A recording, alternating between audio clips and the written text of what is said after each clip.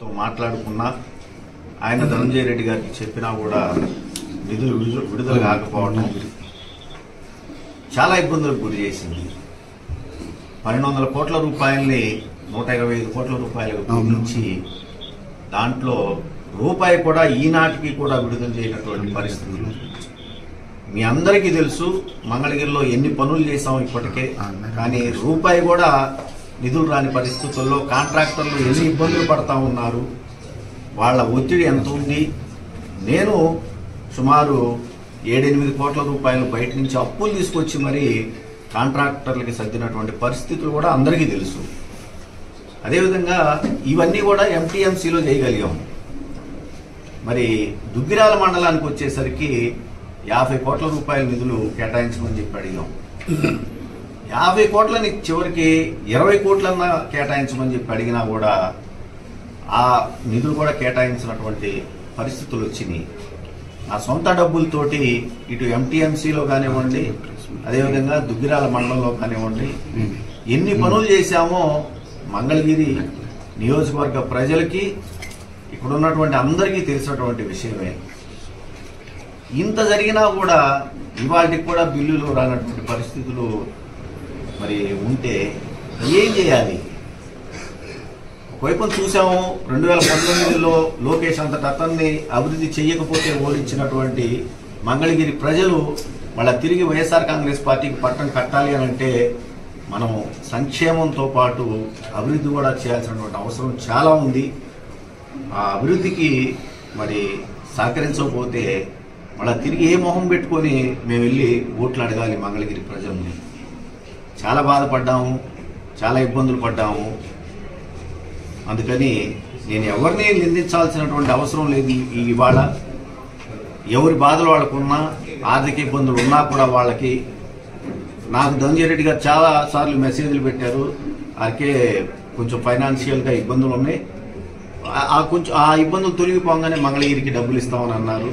కానీ ఎలక్షన్స్ కూడా దగ్గరకు వచ్చిన టైంలో కూడా ఇవాళ మంగళగిరికి నిధులు రాకపోతే ఇంక ఏమని మేము పనిచేయగలుగుతాము, ఏమని మళ్ళీ తిరిగి ప్రజల దగ్గరికి వెళ్ళగలుగుతాం అని చెప్పేసి అనిపించి బహుశా నేను రాజకీయాలకి సరిపోనేమో ఇవాళ రాజకీయాలకి. ఎందుకంటే సంక్షేమం అభివృద్ధి రెండు కళ్ళు అని చెప్పుకునేటటువంటి ఏ ప్రభుత్వం అయినా కూడా సంక్షేమం అనే ఒక కంటిని వెలుగిచ్చి అభివృద్ధి అనే ఒక కంటికి వెలుగు లేకపోతే ఆ మనిషి పరిస్థితి ఎలా ఉంటుందో ఆ నియోజకవర్గ పరిస్థితి కూడా అలా ఉంటుంది అని చెప్పేసి భావించి ఆ రోజు నేను మంగళగిరి ప్రజల్ని మన్నించమని చెప్పి కోరుకుంటూ నేను రాజకీయం నుంచి ఆ రోజున మరి వైఎస్ఆర్ కాంగ్రెస్ పార్టీకి అదేవిధంగా నా శాసనసభ సభ్యత్వానికి కూడా నేను రాజీనామా చేయటం జరిగిందని చెప్పేసి ఈ సందర్భంగా తెలియజేస్తున్నాను. ఒక 5 నిమిషాలు మాత్రమే ఉన్నారు. ఏమన్నారంటే నేను రాజీనామా చేస్తున్నాను, పదవికి రాజీనామా చేస్తున్నాను అన్న కారణాలు చెప్పలేదు. తర్వాత కారణాలు చెప్తారు. అంటే బలమైన కారణాలు ఏంటి? మీరు ఎంతకాలం తర్వాత మళ్ళీ మీ పార్టీ కార్యాలయం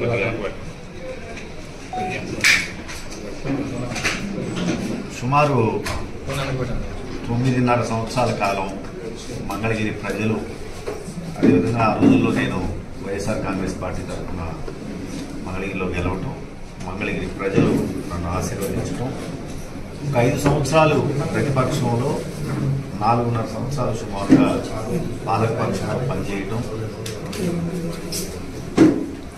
మంగళగిరి అభివృద్ధికి ప్రజలు అధికారులు సహకరించడం, మొన్నే చెప్పాను కొన్ని వ్యక్తిగత కారణాల వల్ల రాజీనామా చేస్తున్నాను అని చెప్పి చెప్పడం. ప్రధానంగా మరి ఈ రోజున చెప్పాలి అంటే కారణాలు అనేవి ముఖ్యమంత్రి జగన్మోహన్ రెడ్డి గారు మంగళగిరి అభివృద్ధి కోసం నేను 1200 కోట్ల రూపాయలు కేటాయిస్తున్నానని చెప్పటం.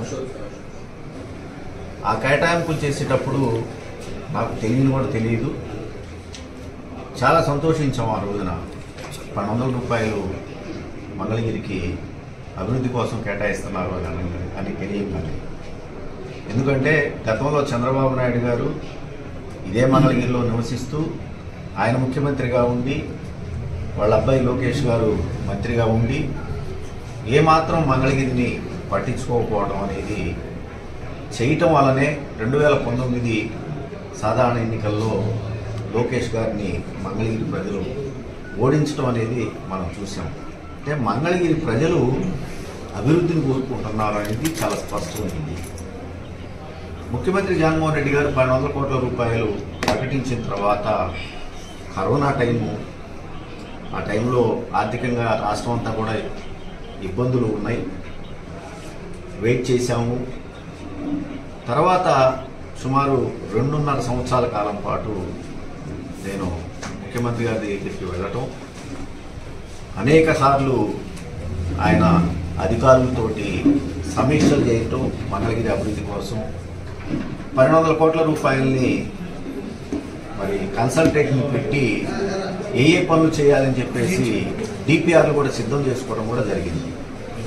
1200 కోట్ల రూపాయలు ఇవ్వలేవులే, ఇబ్బందులుగా ఉన్నాయని చెప్పేసి దాన్ని 500 కోట్ల రూపాయలకి కుదించడం, 500 కోట్ల రూపాయలు మళ్ళా తిరిగి 350 కోట్ల రూపాయలు కుదించడం, మళ్ళా తిరిగి 350 కోట్లని 125 కోట్ల రూపాయలు కేటాయించడం జరిగింది. అంటే చివరికి 1200 కోట్ల రూపాయల నుంచి 125 కోట్ల రూపాయలకి ఫైనల్ చేస్తూ మంగళగిరి నియోజకవర్గానికి అభివృద్ధి పనుల నిమిత్తం జీవో ఇచ్చి, తర్వాత అడ్మినిస్ట్రేటివ్ శాంక్షన్ కూడా ఇచ్చిన తర్వాత స్థానిక అధికారులతో కలిసి మేము టెండర్లకు వెళ్ళటం, మంగళగిరి నియోజకవర్గంలో స్థానికంగా ఉన్నటువంటి నేను కానీ ఇక్కడ పనిచేస్తున్నటువంటి అధికారులు ఎవరూ కూడా పైసా కూడా లంచం తీసుకోరు అని చెప్పి తెలిసినటువంటి కాంట్రాక్టర్లు టెండర్లు వేయటం. ఖచ్చితంగా చెప్పగలుగుతాను, 40-50 సంవత్సరాలుగా మంగళగిరిలో లేనటువంటి అభివృద్ధిని కేవలం సుమారు సంవత్సర కాలం లోపల మేము ఆ టెండర్ల ద్వారా పూర్తి చేయించడం జరిగింది. అయితే నిధులు విడుదల అనేది మాత్రం కాల. ఒకవైపున ఇటు అంటుంది, మీ లెక్క ప్రకారం ఎలా ఉంటుంది భవిష్యత్తు? అంటే ఏ రాజకీయ పార్టీకైనా కూడా న్యాయ నిర్ణేతలు ప్రజలండి. తెలుగుదేశం పార్టీ పనిచేయలేదు కాబట్టి తెలుగుదేశం పార్టీని ఆ రోజులు 2019లో ఇంటికి పంపించారు. 23 సీట్లకే పరిమితం చేశారు. కేవలం 3 పార్లమెంటు స్థానాలకే పరిమితం చేశారు. రేపొద్దున ఈ రాష్ట్ర ప్రజలు వైఎస్ఆర్ కాంగ్రెస్ పార్టీ పనిచేయలేదని అనుకుంటే ఖచ్చితంగా అదే పరిస్థితి తిరిగి వైఎస్ఆర్ కాంగ్రెస్ పార్టీకి రాదు అని చెప్పేసి ఎందుకు అనుకోకూడదండి? మీరేమీ అభిప్రాయపడుతున్నారు? చెబుతాం. నేను ఏదో ఒక పార్టీలో చేరిన రోజు నా అభిప్రాయం ఖచ్చితంగా నిక్కచ్చిగా చెబుతా, ధైర్యంగా చెబుతాను. ఇప్పుడైనా చెప్పచ్చు, జగనన్న వెంట ఉంటాను, లేదంటే నా పొలంలో కనిపిస్తాను గతంలో మీరు ప్రకటించారు. దానికి ఖచ్చితంగా జగన్మోహన్ రెడ్డి గారే సమాధానం చెప్పాలి. నేను అందుకే అన్నా, ఇందాకే అన్నా, నేను రాజకీయాల్లో నేను రాజశేఖర రెడ్డి గారి కుటుంబాన్ని వదిలిపెట్టను. నేను రాజశేఖర రెడ్డి గారి మనిషిని, రాజశేఖర రెడ్డి గారి భక్తుడిని, నేను రాజశేఖర రెడ్డి గారి అభిమానిని. నేను అంటే ఇప్పుడు మిమ్మల్ని భవిష్యత్తులో మంగళగిరి ప్రజలు ఎలా చూడబోతున్నారు? ఒక పార్టీ కార్యకర్తగా చూడబోతున్నారా, ఒక నాయకుడిగా? చూద్దామండి. ఎందుకంటే నేను ఇంకా ఏ పార్టీలో చేరలేదు అఫీషియల్ గా. నేను చేరాలి అంటే షర్మిలమ్మ గారితో నా రాజకీయ భవిష్యత్తు ముడిపడి ఉంది. షర్మిలమ్మ గారు తీసుకునేటువంటి నిర్ణయానికి అనుగుణంగా నేను నిర్ణయాన్ని తీసుకుంటాను కాబట్టి ఆ రోజున ఆ పార్టీ తీసుకునే నిర్ణయాలకి అనుగుణంగా నేను పనిచేయాల్సి వస్తుంది. కాబట్టి ఖచ్చితంగా నేను ఆ రోజున ఏ నిర్ణయం తీసుకుంటానో ఆ నిర్ణయానికే పనిచేస్తాను. షర్మిలమ్మ గారు ఏ నిర్ణయం తీసుకుంటే ఆ నిర్ణయానికి అనుగుణంగా నేను పనిచేస్తానని చెప్పాను. చంద్రబాబు నాయుడు నుంచి కేసు వేశారు కదా, కేసు పరిస్థితి కేసులు ఎప్పుడు ఉంటాయండి, 100% కొనసాగిస్తాను. నేను చెప్పాను కదండి, తప్పు ఎవరు చేసినా తప్పే. ఓటుకు నోటు కేసులో చంద్రబాబు నాయుడు గారు రేవంత్ రెడ్డి గారి ద్వారా 5 కోట్ల రూపాయలకు అవసరం లేనటువంటి ఎమ్మెల్సీ ఎన్నికల్లో డబ్బులు ఇచ్చి పంపిస్తూ 50 లక్షల రూపాయలు అడ్వాన్స్ ఇచ్చి అడ్డంగా ఆడియో వీడియో టేపుల్లో దొరికినటువంటి పరిస్థితి ఈ ప్రపంచం చూసిందండి. అది ఖచ్చితంగా న్యాయస్థానాల్లో ఉంది. నేను ఎక్కడున్నా కూడా, నేను ఒకవేళ రాజకీయాల్లో రేపు లేకపోయినా కూడా ఆ కేసులు కొనసాగుతాయి.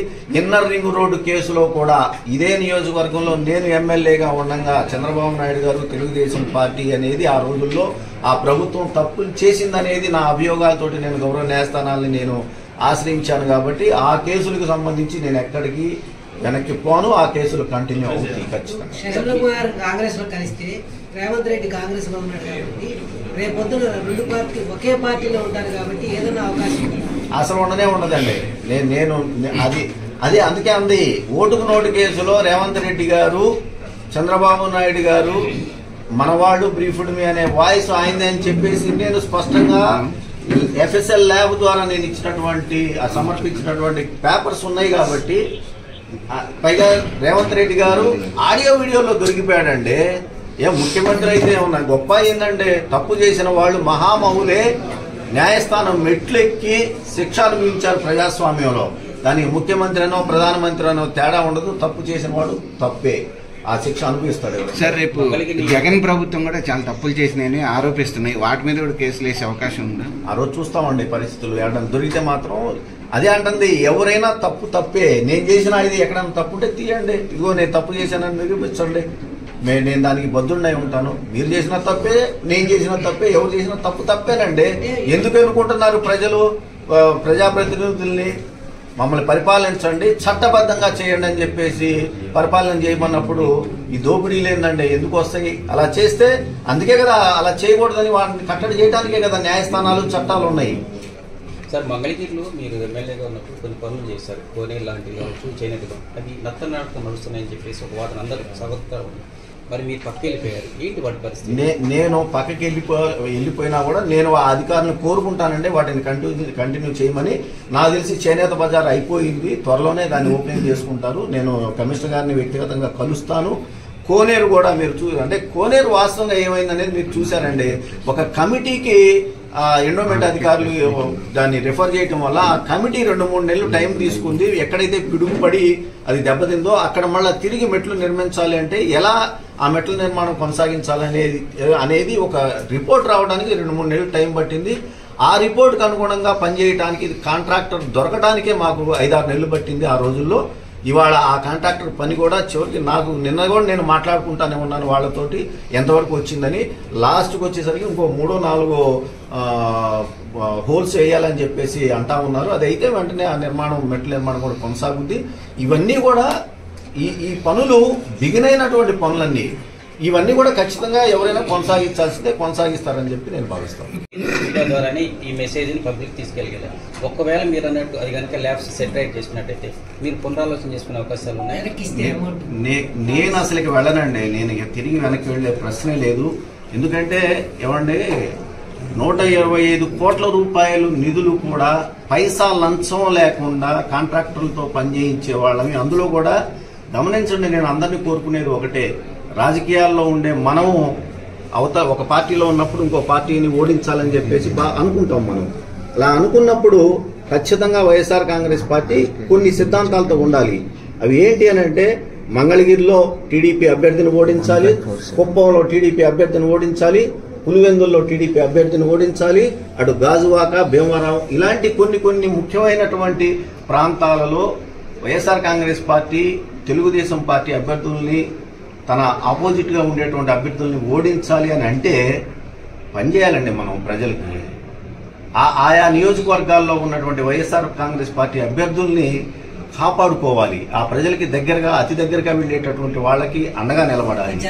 అలాంటి పరిస్థితులు లేవు కాబట్టే ఇక్కడ నిధులు ఇవ్వలేదని అంటా నేను. అలా నిధులు ఇచ్చుంటే మీరే చూశారండి, ఇక్కడున్న మీరందరూ ఇప్పుడు నన్ను ప్రశ్నలు అడుగుతున్నా మీరందరూ కూడా మంగళగిరి వాసులే. నేను అందుకే ఇందాకన్నా 30-40 సంవత్సరాలు 50 సంవత్సరాల నుంచి లేనటువంటి అభివృద్ధిని 4.5 సంవత్సరాల కాలంలో నేను చేసి చూపించాను. నేను అందుకే అడుగుతున్నా, అటు వైఎస్ఆర్ కాంగ్రెస్ పార్టీ వాళ్ళని కానివ్వండి, టీడీపీ వాళ్ళని కానివ్వండి, వెళ్ళి చూడమనండి. నేను ఓపెన్ గా చెబుతున్నాను, ఏ బజార్కి వెళ్తారో, ఏ వీధికి వెళ్తారో, ఏ పేటకి వెళ్తారో, ఏ ఏరియాకి వెళ్తారో, నాడెలా ఉంది నేడెలా ఉంది చెక్ చేసుకోమనండి. ఎంత పని చేశాము, దానికి ఏమైనా నిధులు ఇచ్చారో అని కూడా చెక్ చేసుకోమని కూడా అడుగుతా ఉన్నా. ఎన్ని బాకీలు ఉన్నాము, ఎన్ని ఇబ్బందులు పడతా పనిచేసాము, ఇన్ని చేసినా కూడా నిధులు ఇవ్వలేకపోతే అంతదాకా ఎందుకంటే అతి ఇంపార్టెంట్ అయినటువంటి 2 బ్రిడ్జిలు, రేవేంద్రపాడు బ్రిడ్జి బ్రిటిష్ కాలంలో బకింగ్హామ్ కెనాల్ మీద కట్టారు. అదేవిధంగా తాడేపల్లిలో అనునిత్యం ముఖ్యమంత్రి గారు పయనించేటటువంటి హెలిపాడ్కి వెళ్ళేటటువంటి బ్రిడ్జి కూడా మరి అది కూడా బ్రిటిష్ కాలంలో కట్టింది. ఈ 2 బ్రిడ్జిల నిర్మాణానికి నిధులు ఇవ్వమని నేను గతంలో తెలుగుదేశం పార్టీలో దేవినేని ఉమామహేశ్వరరావు గారు జలవనరుల శాఖ మంత్రిగా పనిచేసేటప్పుడు, అప్పుడు నేను ప్రతిపక్షంలో ఎమ్మెల్యేగా ఉన్నప్పుడు 2 సార్లు స్వయంగా లేఖలు రాసి వెళ్ళి ఆయన కలిశాను కూడా. ఆయన అన్నమాట, మా దగ్గర నిధులు వారికి మేము ఇవ్వలేమని అన్నాడు స్పష్టంగా. మేము ఈ నియోజకవర్గ ప్రజలకి మేము హామీ ఇచ్చాము ఎన్నికల టైంలో. ఖచ్చితంగా రేవేంద్రపాడు బ్రిడ్జి, ఈ తాడేపల్లి బ్రిడ్జి, బకింగ్హామ్ కెనాల్ మీద కడతాము అని చెప్పేసి. ఎందుకంటే రేవేంద్రపాడు బ్రిడ్జి అది కనుక ఏమన్నా ఇబ్బంది అయితే మరి అటు కొల్లిపర మండలం నుంచి కానివ్వండి, తాడేపల్లి దుగ్గిరాల మండలం నుంచి విజయవాడ వచ్చే వాళ్ళందరికీ కూడా అసలు ఇక రెండో దారి లేనే లేదు. అలాంటి బ్రిడ్జిని మనం పునర్నిర్మించాల్సినటువంటి అవసరం ఉందని ఎన్నిసార్లు ముఖ్యమంత్రి గారి దగ్గరికి వెళ్ళాము, ఎన్నిసార్లు నేను రాసినటువంటి లెటర్ల ద్వారా ఆయన కోరుకున్నాను. దాని నిర్మాణం చేపట్టకపోతే మనం ఏమని సమాధానం చెప్పగలుగుతాము ఈ మంగళగిరి నియోజకవర్గ ప్రజలకు అని చెప్పేసి నేను తెలియజేస్తున్నాను. వాళ్ళ దీనికే వదిలేస్తామండి మేము. నేను అందుకని నేను ఎక్కడా కూడా నేను శాసనసభ సభ్యత్వానికి రాజీనామా చేసిన తర్వాత వాళ్ళు ఆమోదించినా ఆమోదించకపోయినా కూడా నైతికంగా నేను నా విలువల్ని పాటిస్తూ, ఎందుకంటే స్పీకర్ గారి ఫార్మాట్ లో ఇచ్చాను. నేను ఏ అధికారిక కార్యక్రమానికి కూడా నేను హాజరు కావటం లేదు.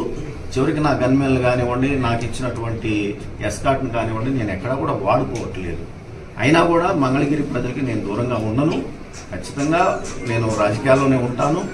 రాబోయే రోజుల్లో ఏ పార్టీలో ఉండాలి, ఎలా నేను రాజకీయాలు చేసుకోవాలనేది ఇంకా కొద్దిగా టైము పట్టుద్దని అనుకుంటా ఉన్నా నేను. అయితే ఒక మాట అయితే నేను ఖచ్చితంగా చెప్పగలుగుతానండి, నేను రాజశేఖర రెడ్డి గారి మనిషిని. సో నేను ఖచ్చితంగా ఇవాళ రాజశేఖర రెడ్డి గారి అబ్బాయికి, రాజశేఖర రెడ్డి గారి అబ్బాయి ఆయన మరణం తర్వాత జగన్మోహన్ రెడ్డి గారు పెట్టినటువంటి పార్టీకి ఎంత సేవ చేశానో, వైఎస్ఆర్ కాంగ్రెస్ పార్టీ ఆ రోజుల్లో మరి అధికారంలో రావటానికి ఈ రాష్ట్రంలో ఎంత మంది పనిచేశారో వాళ్ళల్లో నేను ఒకటిగా నా సర్వస్వం పోగొట్టుకుని నేను పనిచేశాను. నేను మరి అలాంటి వాడిని నేను రాజశేఖర రెడ్డి గారి భక్తుడిగా నేను ఇంకో పార్టీకి అయితే వెళ్లే ప్రశ్నే లేదు. రాజశేఖర రెడ్డి గారి అబ్బాయి కోసం పనిచేశాను నేను. ఒకవేళ షర్మిలమ్మ గారు ఇంకా నిర్ణయం తీసుకోలేదు, ఆమె కనుక నిర్ణయం తీసుకుని ఏ పార్టీలోకి వెళితే ఖచ్చితంగా నేను షర్మిలమ్మ వెంటనే నడుస్తాననేది మాత్రం ఖచ్చితంగా. సార్ మీరు నిధులు కొరత రాజీనామా చేశారు ప్రచారం లేదండి, ఇవన్నీ ప్రచారాలే. ముఖ్యమంత్రి గారికి తెలుసు, జగన్మోహన్ రెడ్డి గారికి నాకు తెలుసు ఏం జరిగింది, అసలు ఏమైంది అని. అవన్నీ అపోహలేండి. ఏమంటే నేను అందరితో టచ్ లోనే ఉంటాం. కలిశానండి, నేను కలిశాను షర్మిలమ్మ గారిని. షర్మిల గారి పార్టీ తరఫున నియోజకవర్గం నుంచి పోటీ చేసే అవకాశం ఉంది సార్. ఇప్పుడే మేము చెప్పలేమండి, నేను ఇప్పుడు చెప్పలేము. షర్మిలమ్మ గారు ఇంకా నిర్ణయం తీసుకోలేదు. షర్మిలమ్మ గారు ఇంకా కాంగ్రెస్ పార్టీలో జాయిన్ అవ్వలేదు. జాయిన్ ఆమె అఫీషియల్ గా జాయిన్ అయిన తర్వాత నేను మళ్ళీ మిమ్మల్ని కలుస్తాను. ఓటమికి భయపడే ఎమ్మెల్యేకి ఇక్కడ ఈ రాజీనామా అనే ఎవరన్నారు ఆ మాట? ఎవరన్నారు? అది నేను వెళ్ళలేదంటే, ఒకవేళ అదే మాట లోకేష్ గారు అని ఉంటే లోకేష్ గారిని, టీడీపీ వాళ్ళని మంగళగిరిలో నేను అడిగేది ఒకటే. గతంలో చంద్రబాబు నాయుడు గారు ముఖ్యమంత్రిగా, లోకేష్ గారు మంత్రిగా ఇదే నియోజకవర్గంలో నివసించారు. ఆ రోజుల్లో మంగళగిరి ఎలా ఉంది? ఈ 4.5 సంవత్సరాల కాలంలో వైఎస్ఆర్ కాంగ్రెస్ పార్టీ ప్రభుత్వము నాకు అండగా నిలబడకపోయినా కూడా ఎంత అభివృద్ధి చేశామో గుండెల మీద చేసుకుని ఆ బజార్లకు వెళ్ళండి, లేదంటే నేను చేసినటువంటి నిర్మాణాల దగ్గరికి వెళ్ళి చూసి ఆ మాట చెప్పమని చెప్పేసి నేను కోరుకుంటాను. సార్ ఇప్పుడు కాంగ్రెస్ లో షర్మిల గారు చేరితే మీరు ఇక్కడ కాంగ్రెస్ నుంచి పోటీలో ఉంటారు? అదేనండి, ఇంకా నిర్ణయాలు జరగలేదు. షర్మిలమ్మ గారు చేరితే మాత్రం నేను షర్మిలమ్మ అంటే నా పైన. పార్టీ అతను అడిగినట్టు పార్టీ పక్కన ఫాలోవర్స్ అందరికీ ఒక వ్యాక్యూమ్ ఫామ్ అయ్యింది, మమ్మల్ని నట్టెంట ముంచి వెళ్ళిపోయారు ఆర్కే గారు అనేది ఒక వాదన. అది కరెక్ట్ కానే కాదు. ఎందుకంటే అంటే నా దగ్గర ఉన్నటువంటి, నా చుట్టూ ఉన్నటువంటి వాళ్ళందరికీ తెలుసు మేము గత 2 సంవత్సరాలుగా మంగళగిరిలో ఏమేం పనులు చేస్తా ఉన్నాము, ఎన్ని ఇబ్బందులు పడుతున్నాము, ఎన్ని బాధలు పడతా ఉన్నాము. అయినా కూడా మాకు ఆర్థికంగా అండ దొరకలేదు అనేది ప్రతి ఒక్కరికి తెలిసినటువంటి మాట అయితే. సార్ మిమ్మల్ని నమ్ముకుని వర్క్ చేసిన పరిస్థితి ఏంటండి ఈ రోజు? అదే చెబుతా ఉన్నా అంటే నేను అవన్నీ ఎక్కడికి పోవండి, ఎందుకంటే బిల్లులు చేసినవి వాళ్ళకి ఉంటాయి. అయినా కూడా నేను సుమారు 8 నుంచి 7-8 కోట్లు, ఇంకా లెక్క కూడా చూసి 7-8 కోట్ల రూపాయలు నేను బయట నుంచి తీసుకొచ్చి వాళ్ళకి సర్దానండి. కాబట్టి వాళ్ళకి తెలుసు. కాబట్టి నేను ఏ విధంగా పనిచేశాను, ఎక్కడ పైసా లంచం తీసుకోకుండా నేను నా సొంత డబ్బులు, బయట నుంచి తీసుకొచ్చిన డబ్బులు వాళ్ళకి సర్దాను. కాబట్టి వాళ్ళు పాపం ఏం మాట్లాడకుండా అలానే ఉండిపోయారు. వాళ్ళు చేసిన ప్రతి ఒక్క పనికి కూడా రికార్డ్స్ ఉంటాయి. ఇవాళ కాకపోతే రేపైనా బిల్లులు వస్తాయి. లేదంటే కొంతమంది గతంలో పనిచేసుకొని బిల్లులు రాకపోతే గౌరవ న్యాయస్థానాలకు వెళ్లి న్యాయస్థానం తీర్పుల నుంచి బిల్లులు తెచ్చుకున్నటువంటి పరిస్థితులు కూడా ఉన్నాయని చెప్పేసి నేను తెలియజేస్తున్నాను. సార్ ఇప్పుడు